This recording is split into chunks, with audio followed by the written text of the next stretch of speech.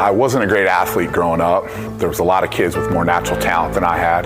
After my freshman year of football, when I wasn't quite the star I always wanted to be, that's when I decided to start lifting weights. Joined the local gym, and I honestly had no clue what I was doing. Just kind of did what I saw in the magazines.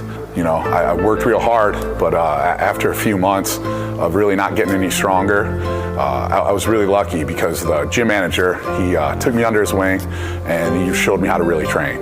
After a few weeks, I kind of noticed I started getting a lot stronger. After a few years, I was playing college football, and now many years later, I'm a world champion in powerlifting. Honestly, I owe everything I've done athletically to that gym manager. And I started the Spot Athletics because I wanted to make that kind of impact on people's lives. Hi, I'm J.O. Holdsworth, founder and head strength coach at Spot Athletics. When I think about you, when I think about you, I can't thank you enough for your mercy and love. When I think about you. Welcome to the Unscripted Podcast. We're Tori and Shauna, and you're listening to our song called When I Think About You. Available on Spotify, Apple Music, or wherever you enjoy your favorite songs. But for now, let's listen in to your host and our friend, Aaron Conrad. Welcome back to Unscripted from our brand new studios here at the Spot Athletics in Columbus, Ohio. Thank you, Tori and Shauna, for the brand new intro. I hope you all are listening to their new single. If you're not, go find it on Spotify and Apple. It is incredible. Can't wait till their new album comes out. And again, I want to thank Spot Athletics for their support of the podcast and our new studios. We're so excited. It's really cool. Okay, so it has been a while since I've had an episode. I know this. What I wanted to tell y'all is please be patient with us because there is a lot going on. There's a lot happening right now, and it's all very exciting, all good things. And 2023 is going to be just an amazing year. And I'm really excited about what's coming. So in the meantime, speaking of things and announcements, I don't know if you all are listening to the Mark Price for 3 podcast, but it is its own podcast with the great 4-time NBA All-Star Mark Price. If you know me, you know I am a massive Mark Price fan and grew up idolizing Mark. So to co-host a podcast with him is more than I could ever dream. It really is. So we launched his own podcast. So please go find the Mark Price for 3 podcast on Apple, Spotify, wherever you listen to podcasts. I promise you all, it is really good. It's a lot of Mark and a little bit of me, which is a great thing. And the reality is what we talk about basketball. He does some coaching. But we end every segment with faith. And it's amazing every week to talk to Mark about his faith and share stories and about our faith. It's just awesome. So I hope you all go find it. So for today's episode, what I'm going to actually do is share one of the newest episodes we did for his podcast. So what you're going to find today is an episode with Craig Ehlo, another former Cleveland Cavalier who I was a huge fan of. There's a lot in this episode. It's really awesome. If you're a fan of the NBA, 90s basketball, Michael Jordan, unfortunately, because we talk about the shot, the Cavs, Mark, Craig, Cleveland, there's a lot in this episode that's just so awesome. So I wanted to share with you all, get a podcast up here, but also introduce you to Mark's podcast. So I hope you enjoy this. Here is episode, I believe it's 4 of the Mark Price for 3 podcast with myself, Mark, and Craig Ehlo. Hope you all enjoy it, and we'll talk to you soon. Ehlo will inbound far side, 1.3 seconds. Ehlo looking, fires to Doherty, back to Ehlo, the 3 in the air. It's good! He won it! Ehlo hit a 3-pointer on the sideline at the buzzer. Yes, Virginia, there is a Santa Claus, and he comes from Lubbock, Texas.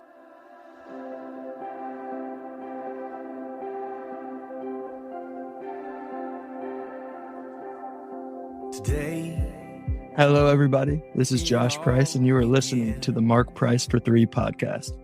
Each episode, my dad will be talking NBA basketball, sharing some coaching and instruction, and of course, talking about his faith. Without further delay, here's my dad, Mark Price. Welcome back to the Mark Price for 3 podcast, episode 4. And we're going to go off script a little bit on this one, Mark. We're going to go with our 3 points, but we have a guest. We have a very special guest today. And I can tell you as a Cavalier fan, I am so honored to be in the presence of Mark Price and our special guest. Mark, do you want to introduce our guest, or would you like me to introduce him? Sure. I would love to introduce him. Obviously, I'm excited because all of our, podcasts up to this point have just been on the phone and on the radio. So to have a Zoom here, my first guest, for my podcast, I thought the only person I would want for my first guest is my good friend and teammate, Craig Ehlo. I called Craig up and he said he'd be happy to join us. And so we're going to have a lot of fun today, reminiscing about our Cavs days, kind of how Craig can tell his NBA story, how he got to the Cavs. And we might even talk about that Jordan shot, for a minute or two, because I know people might be interested in that. But we're just going to, this is kind of like, Aaron, you're with us in the locker room today. We're just going to be chatting after a game, kind of reminiscing about good old times. And Craig, we appreciate you being with us. Oh, it's an honor and a privilege, Mark. I can do for you or with you, I'm always going to say yes. Well, we appreciate it. And so I'm happy to just be in the locker room, picking up dirty uniforms or whatever it is that I'm going to be doing. But just to be around you two guys, so much respect for you both. And so much I'm trying not to fanboy this one, but I'm just such a fan of all you guys did for the Cavalier organization. So I think the question to lead off is, where is Craig Ehlo now? I'm sure that's on everybody's mind. Where are you now, Craig? Oh, well, I went to Washington State. You can see my good old hooded sweatshirt. And I met my wife my junior year. We dated for about 4 years and got married in 1985.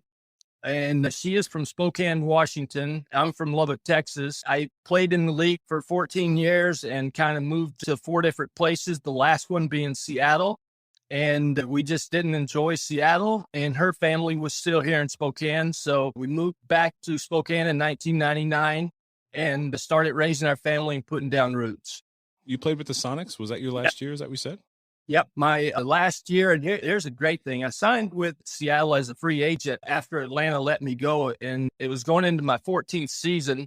So I got to play the 1 year after they had actually gotten to the final against the Bulls, and thought, well, maybe if I go here, I can make another appearance in the NBA finals. But I went there, and I had a small child at home. He was born in 1996, and actually he was born in Marietta, Georgia. And he loves saying that he's from Georgia, but we were only there for like 2 years for him. But yeah, 1997, I retired. But the Sonics, I did some TV for them right after that. So the year that they moved, the year that Bennett bought the team and moved them to Oklahoma City, they asked if I was interested in going, and Kevin Calabro, the voice of the Sonics, turned it down, and he wanted to stay in Seattle. So yeah, we didn't want to move to Oklahoma City. So sorry, Mark, I know you're an Oklahoman, so. But yeah, after that, we just, like I said, kind of been here in Spokane. But yeah, the Sonics, great team, great experience, but sad to see them go. This is where I'm going to get out of the way and let you guys chop it up a bit. How did you come to the Cavaliers, and injuries and all those kind of things? Well, before Craig jumps in on this, Aaron, I'm going to get my side of the story because, Craig came in because I got hurt. I was a rookie. I was trying to make my way in the NBA, which Craig knows is not easy to do. And I was playing backup to John Bagley for the Cavs. And right after, Christmas around there, I got an emergency appendicitis and I had to get my appendix taken out. So I was out for like a month of the season. And they brought this guy in. I remember vividly because I would watch the games on, my sofa at home because I couldn't do anything. And I mean, this dude was like lighting it up. He was like 6'7", playing point guard. And I mean, the fans are going, Ehlo, Ehlo. Like every night I honestly did not like him very much. I got to tell you, because I'm like, this dude's going to take my spot. He's going to take my spot. And so, I'll let Craig jump in on kind of how he came in, but ultimately, obviously, we became best friends. We got to play together for many, many years.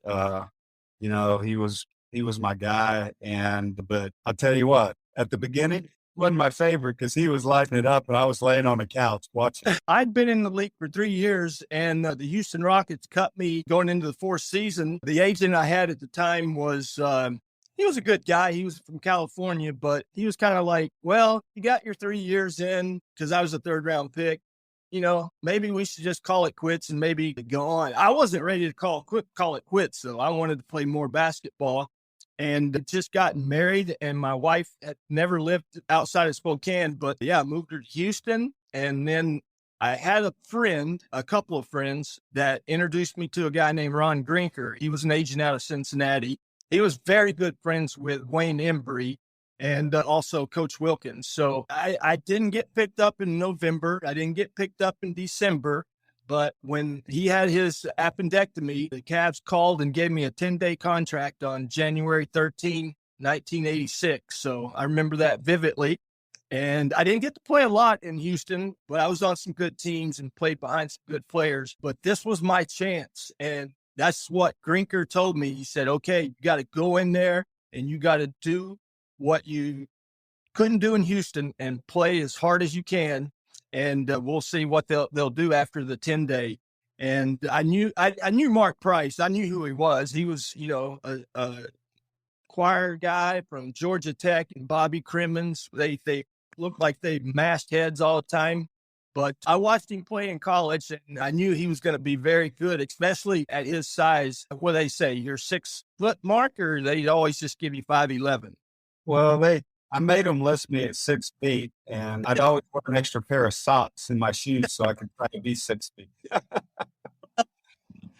So I didn't know really what the Cavs wanted from me, but like I said, this was going to be my opportunity, and it actually fell into place. The first day I got there, we played the Pistons at the old Coliseum, and I had no clue what was going on, so I put a uniform on but didn't play. We got on a bus after the game and drove to Detroit and played them again the next night. And then we played Milwaukee on Friday night. And John Bagley, in the first minute, we won the tip. John Bagley goes in for a shot or a layup, and he rolls his ankle. So now Coach Wilkins is stuck with Ron Harper, Johnny Newman, and myself, all 6'6", 6'7" guards, and no point guard. But I actually played more minutes in that game against Milwaukee than I did in all of my years in Houston. And it was my opportunity. And like Mark said, I just got hot and got lucky and played some good minutes. And, being a Christian, I got to tell you, God puts you in some great places. I didn't know he put me there for any specific reason, but when I look back on it now, I know he put me there for a reason. And so it all worked out great. After the 10-day, they actually signed me for the rest of the season. They still wanted Mark Price to be the future point guard at Cleveland. And so after the season, I think you came back, last 10 or 15 games of the season? Yeah. Toward the end of the year, but I wasn't in great shape after that, with the appendix and all of that. So it was a real bumpy ride. You look like death. I'm telling you, when I met I felt like it at the time. So, it was a lot of fun, but, by Craig kind of coming in and Craig's versatility at 6'7", and Ron Harper's versatility at 6'7", it was we made just like a great three guard rotation. Like I could play both guys that I played with were 6'7". When I needed a break, Craig was able to handle the ball. Ron was a good ball handler as well. And so, it fell into like just a really great backcourt, with Ron and I starting and having Craig firepower coming in off the bench and energy and all that, along Craig and Hot Rod were our guys kind of coming off the bench that, we were really deep, and, that 3 guard rotation was, we were tough. I would have put up put us up against just about anybody in the league, at that time. Absolutely. So I wanted to ask you guys quickly about today's team. I think this is the closest team to a team that you all had where, Mitchell's obviously doing some things that are very special, but I think this team is deep, as Mark just said. What are your thoughts on the Cavs so far this season? Well, I think obviously I'm wearing my Cavs kind of full over today because as of today, as of recording this, the Cavs are 6-1. Yep. And so they're just off to an unbelievable start, beat the Celtics again, Celtics who are one of the favorites in the East coming into the season.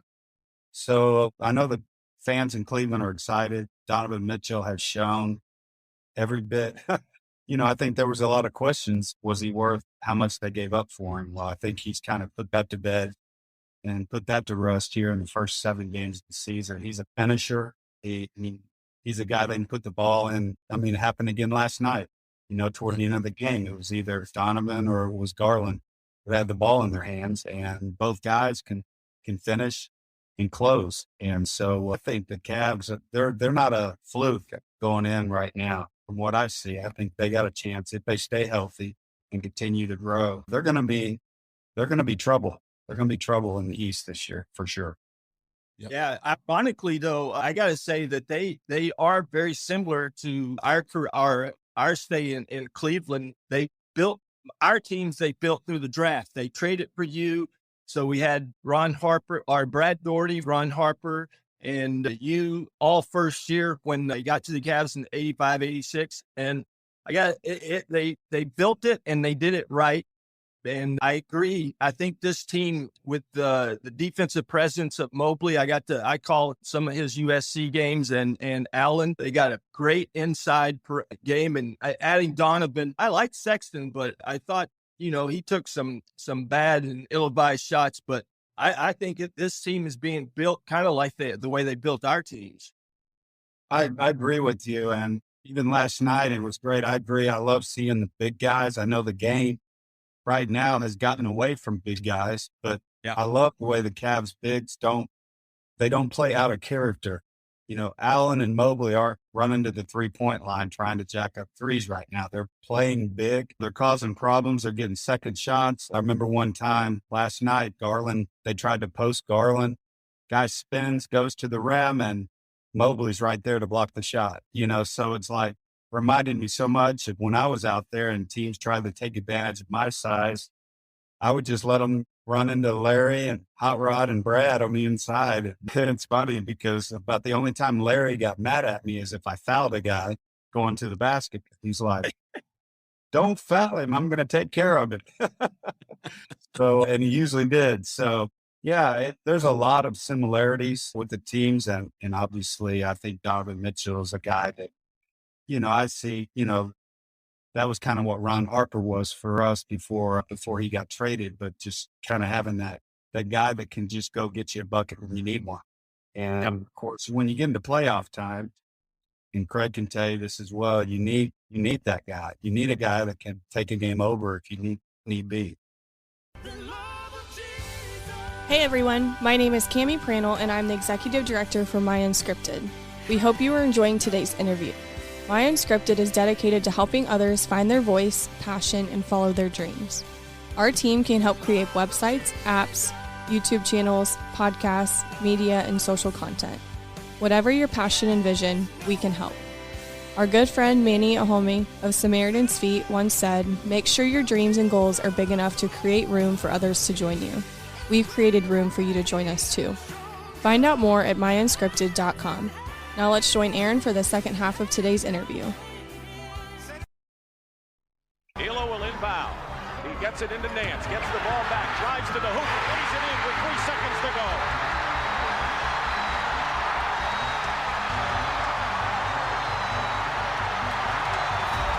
Two injured Warriors, Ehlo with an ankle, Price with an injured groin, have played the games of their lives, considering the importance this afternoon.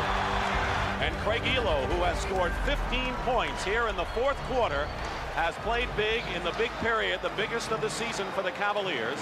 And 3 seconds remain. Chicago, with the timeout, now has only a 20. The Bulls have 3 seconds to try a shot and try to win the game. You'll see the drama unfold.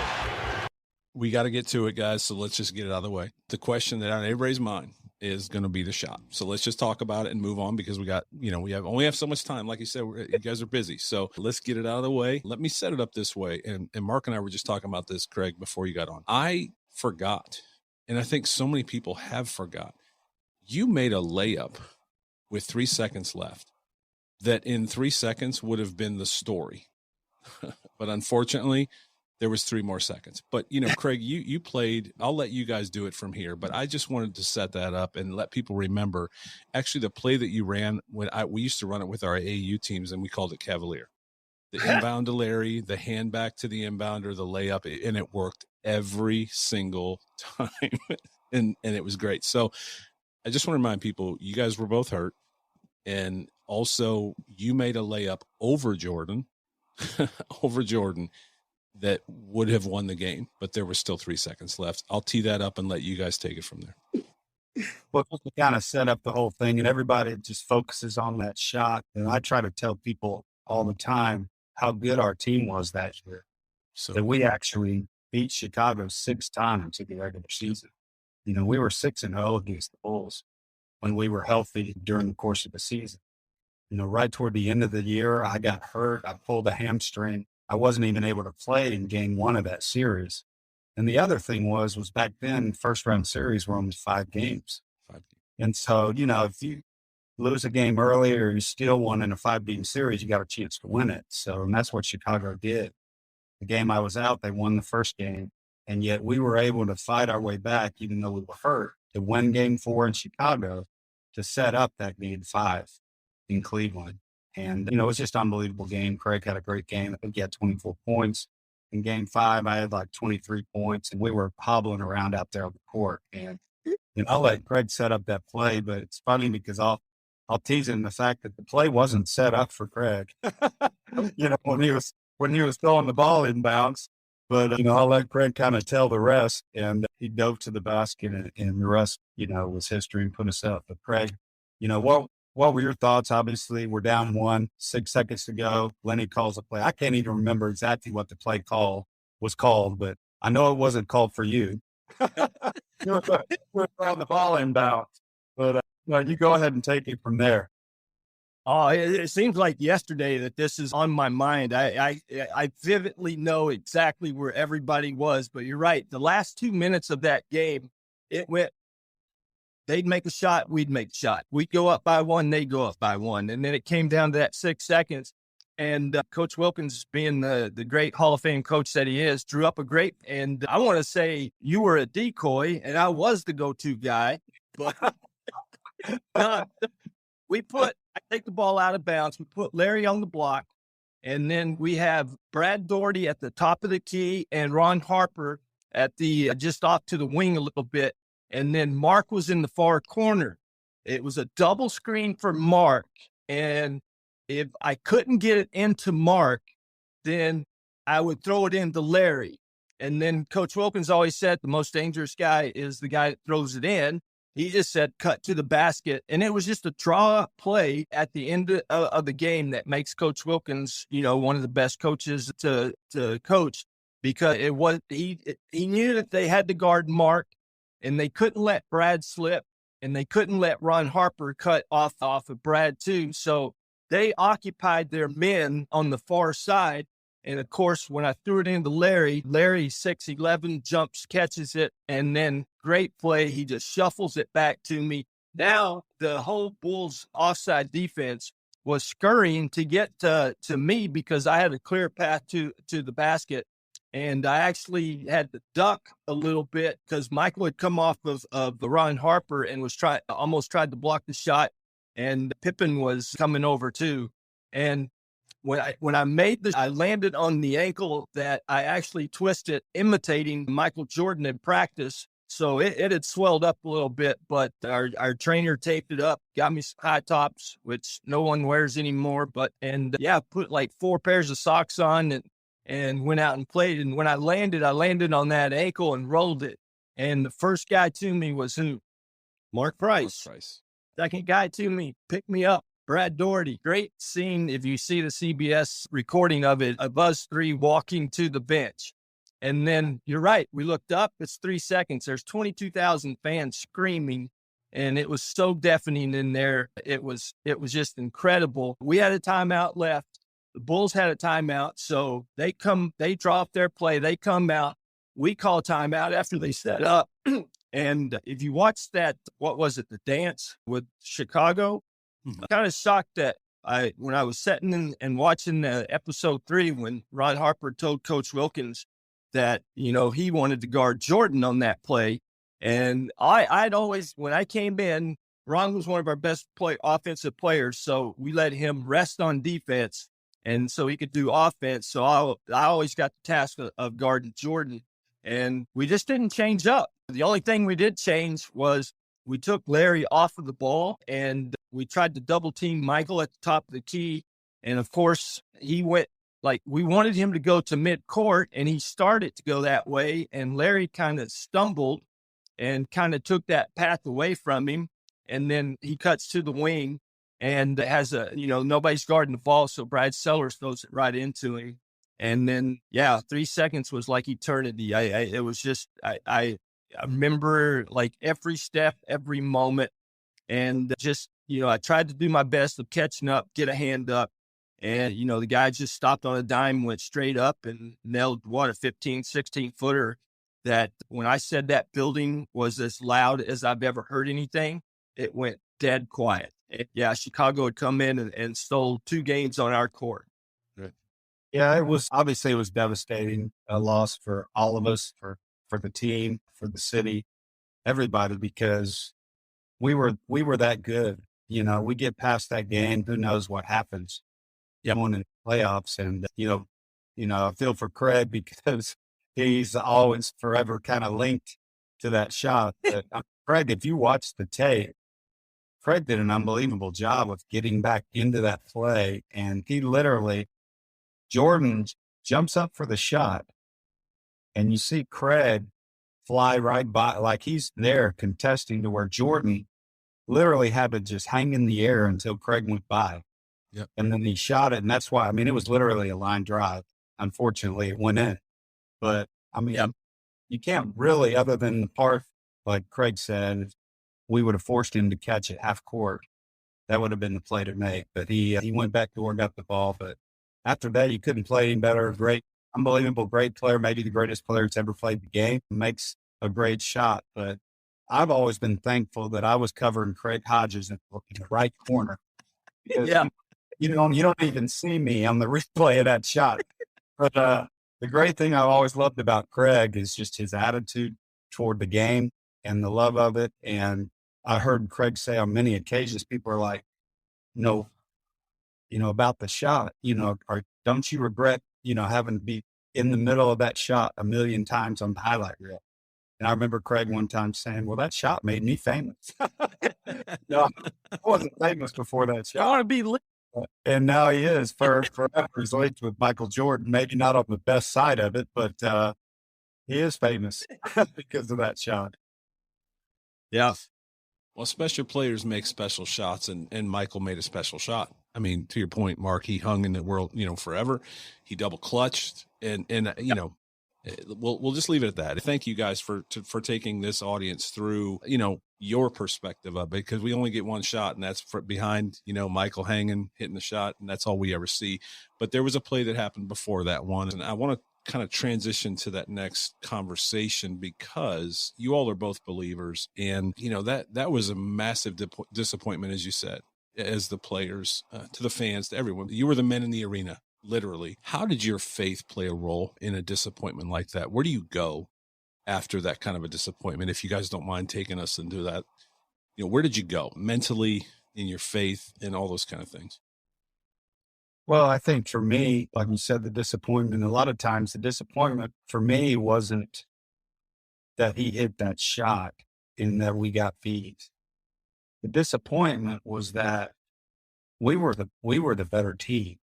We had proved that over the course of the season. And because of unfortunate circumstances of being banged up and not healthy, and obviously the greatest player of the game playing out of his mind and doing things that only he could do.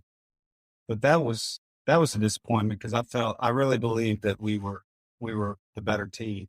And so that was difficult for me to lose that. But at the same time, as the scripture says, I'm studying the book of James right now, that it says, that we're to count it all joy when you encounter various trials, and so that testing of our faith produces endurance, the scripture says. And so, it was tough. It was something that we had to deal with, disappointment, severe disappointment, because it wasn't just our disappointment. It was a whole disappointment of a whole city, of a whole state, of a whole fan base that, was a part of that. And so to be able to move forward and come back and continue to be a team that was in the mix year in, year out after that, I was proud of our guys for that. I know God taught me so many things through that, but we had such a good group of guys that, we were able to come back and compete year in, year out. But, it was no doubt, it was a difficult, long summer. It was just something that you just had to watch, as the Bulls move forward in playoffs and things like that. Always thinking, what if, what would have been if we could have done that. But once again, you just have to move forward and not live in the past with it, even though they're going to show highlights probably till we're 100 years old about that shot, so I just try to turn it off when I see it now. Yeah. I've seen it enough. But, Craig can share from his perspective because he was so much in the mix on that, and so much attention was put on him in that shot. I'll turn it over to Craig and let him share, his faith journey and how he dealt with that situation.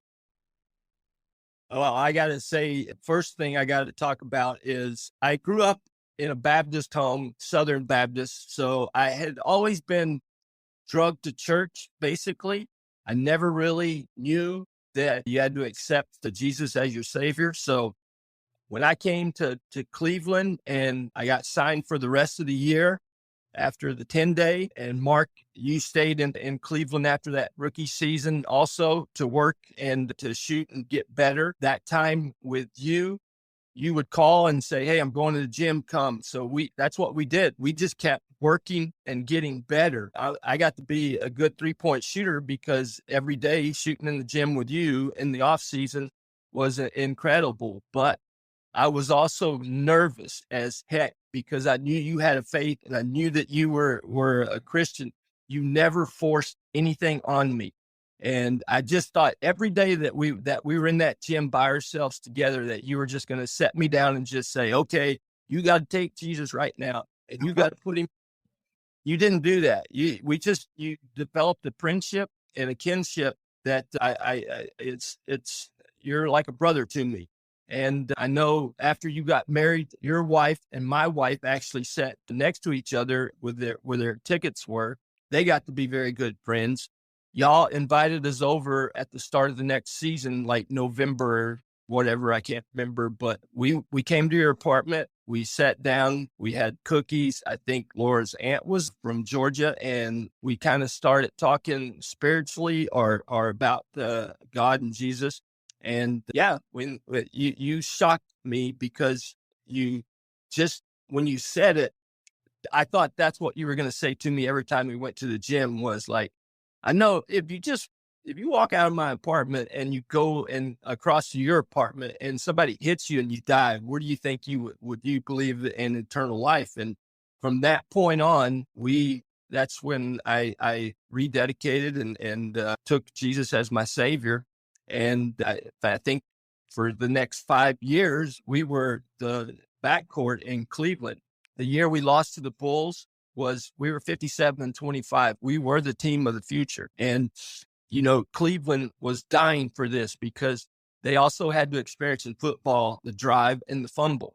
And now the shot took away another sport. And the Indians, of course, were the Indians. They didn't, nobody ever went to the game. They didn't really get added into that. But, we came back in 1992 after we traded Ron and they played the Bulls in the conference finals. Now, I watched them pay their dues. They lost to the Pistons, and the Pistons won 2 championships, and then Chicago wins next 3. That could have been us if that shot probably goes differently. So that's the what-if game I play. But I guess to answer your question, Aaron, my faith played a huge role because I was able to handle that disappointment and want to build on it. Like Mark said, it's not about just, that season. It's the endurance part. And yeah, I mean, we came right back. We lost to them 4-2 in that conference finals. And I think Cleveland at that time, the guns on the team, and Wayne Embry was still the general manager.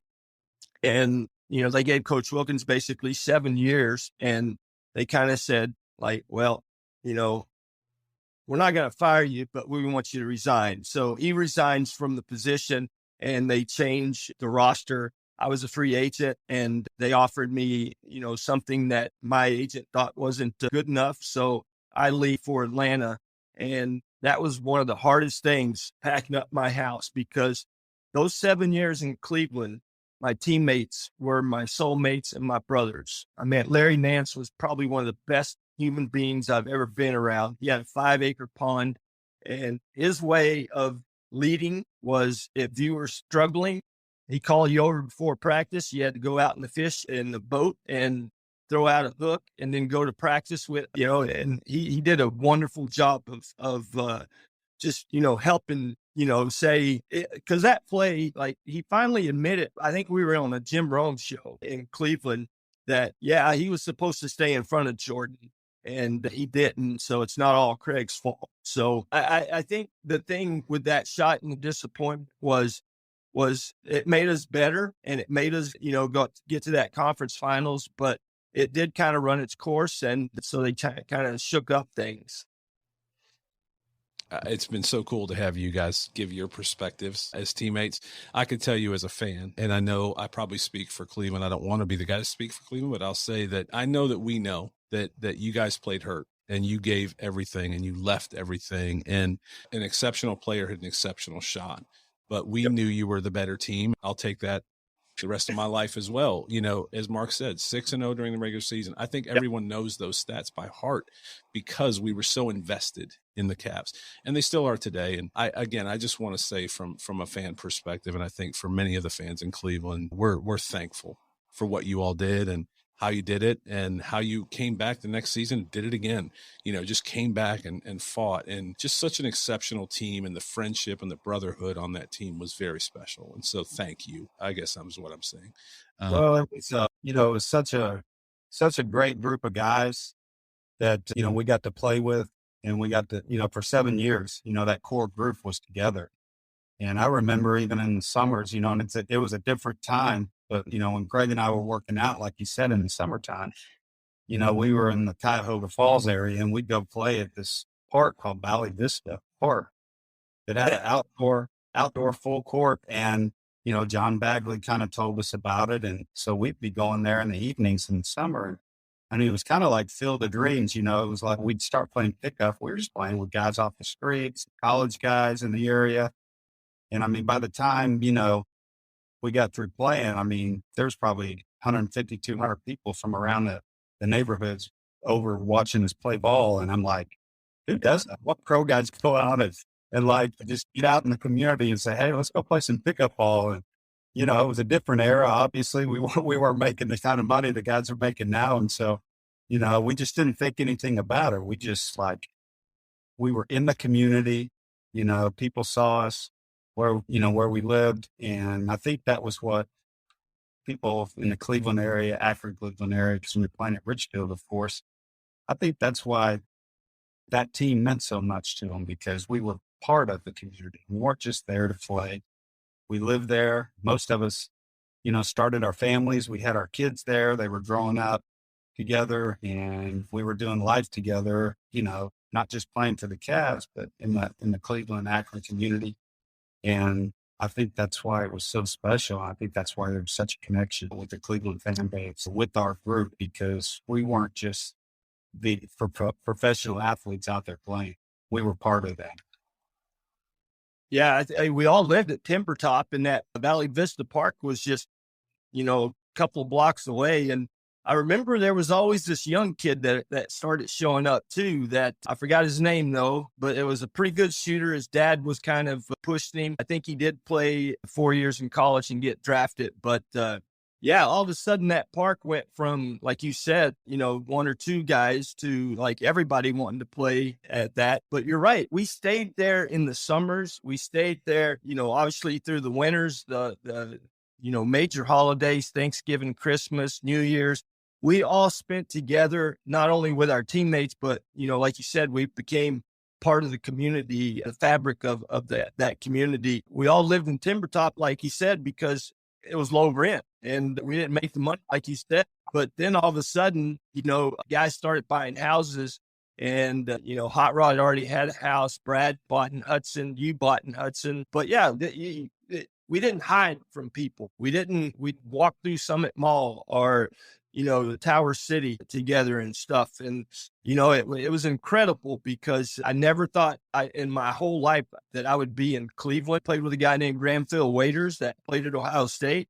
And he was like, Ohio's the best place in the world. And I got to agree. I mean, I was a little nervous going there because Coach Fitz, when I was in Houston, always threatened to trade me to Cleveland because they were the cadavers at that time. So I got lucky, and Mark said we got to be part of that whole area of Northeast Ohio, and fans could identify with us. It's funny because you guys mentioned that. So I got Larry Nance's autograph at Summit Mall, I think. I saw Ron Harper on Shawnee Golf Course once. I think I saw Hot Rod somewhere. So yeah, you guys were always in the community. I mean, especially Ron. Ron was everywhere because he was from that area originally anyway. It wasn't uncommon to run into Cavalier players just being out in the community and things. So it was a special time. It was different, but just very thankful for this time. I know we've taken a lot of time. I'll leave it to you, Mark. You want to wrap up and any last thoughts or questions? No, like I said at the beginning, Craig, first of all, thanks again for being on my podcast and being my first guest on my podcast. Like I said, you were my guy and my running mate and, one of my best friends in the world. So it means a lot to me that you would come on and, just sharing your story with us, your story of basketball, how you got to Cleveland, obviously your faith story, which is so important. But we love you, man. All the best out there. I know our wives stay in contact still all the time, and I think still do Bible study together over Zoom. He did. So, we'll all be together. Always, we miss getting to see you guys, but as much as we'd like, but, we're happy for your success out there and what you're doing now. And, we'll stay in touch, of course. And we appreciate it, Aaron. You always do a good job leading this podcast. And I guess that's pretty much a wrap for podcast number 4. Any last thoughts, Craig? I marvel at still getting like the bubblegum cards that people like get your address off the internet. There's a Skybox one, me and Mark together on it. And it was like the back court, and if you read the back, it was like Craig Ehlo really suffered when Mark's ACL surgery took him out, but getting him back will help Craig Ehlo play better. And, people send them to us with a self-addressed envelope usually, and they just ask you to sign it. And I've gotten a couple of those cards where they send it to Mark first, and his signature's on that, and then I'll get it and I'll sign it. So I get a kick out of that. So I kind of rush to my mailbox every day to see if any cards have come. But yeah, that's one of my favorites. And that's what it'll always be. Like Mark lives in Georgia. I live in Washington. But if we got together like today, I mean, it's like nothing. The years have, what are we? That's 30 years ago, right? So it's crazy, but yeah, I'll leave with this. The one thing that I really got a kick out of the NBA was the year that Brent Price became a player in the NBA. The first play that Brent, and it was in Richfield, he posted Mark up, and Mark he was like, I just remember his grin and his facial experience, because they sent Brent right to the block and posted Mark up. And we all just kind of we all knew that Larry and Hot Rod was back there so you could play him. But Mark was like, stay away. I got this. Yeah, there was actually, to your point, there was actually a card of that play. Brent posted me up, and I did. I had a smirk on my face, like, all right, little brother's trying to go to work. We'll have to do this again and really get into some of those kind of stories. So thank you, Craig. Thank you, Mark. This has been awesome. I hope people enjoy it. Thank you for just giving us a little bit of insight into your lives, your faith, and, just the journey that you were on. So thank you. So I'm Aaron, for Mark, for Craig. Thank you for joining us again for episode 4. We'll be back again with episode 5 next week. Thanks for joining us for another episode of the Unscripted Podcast with your host, Aaron Conrad. Be sure to like, share, and follow on all your favorite podcast platforms. Also, make sure to check out our song, When I Think About You, on Spotify, Apple Music, or wherever you enjoy your favorite songs. We'll see you next time on Unscripted with Aaron Conrad.